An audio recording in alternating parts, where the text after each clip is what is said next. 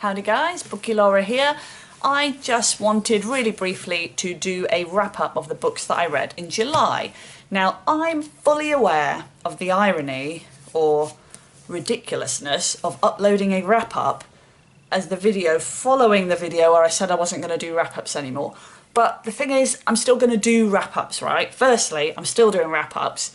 I'm just going to make them more about my goals and that sort of things, just a general video, not so much detail about the books that I've read. And secondly, I didn't do Friday reads when I read these books, so I want to tell you about them.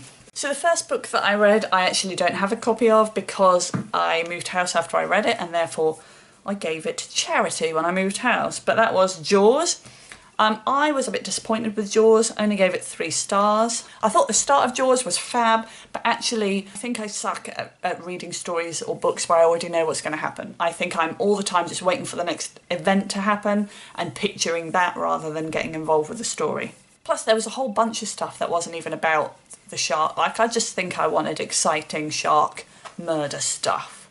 And a lot of it is not about that. A lot of it's about characters and themes and stuff. After that I read Malorie Blackman's Knife Edge. What can I say? I think I overall enjoyed it. I thought it ended really, really well, but at times it felt very predictable, very typical YA, and that was annoying. However, I think the issues that it discusses around race and prejudice and things like that are so important that I think I will continue the series. So I'm not overly enamoured with it, I'm not loving it, but equally it ended well and I want to see where it will go. I want to see how the issues discussed will end up.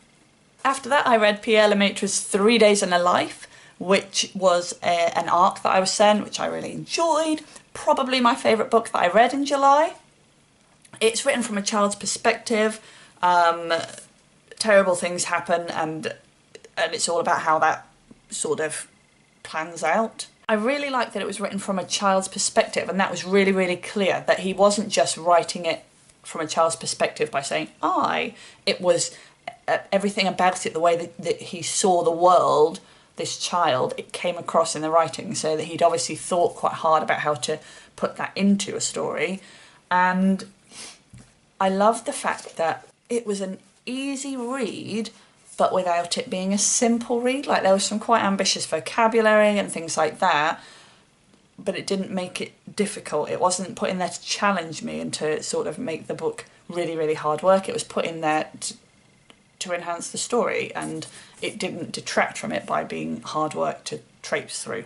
Really enjoyed it. I particularly enjoyed the ending, and it was really nice to read something that was aimed at grown-ups and not just reading more and more tatty YA, so I really enjoyed that.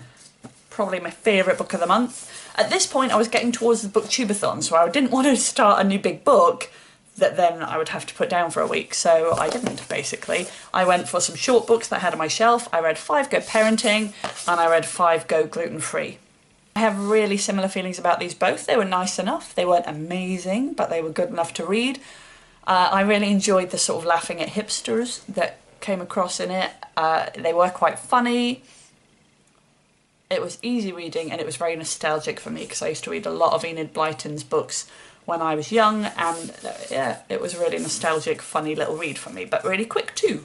And the final book which I read this month was The Virgin Suicides. I read this as part of the booktubeathon and I forgot to write any notes down about what I thought about it, so this is all from my memory.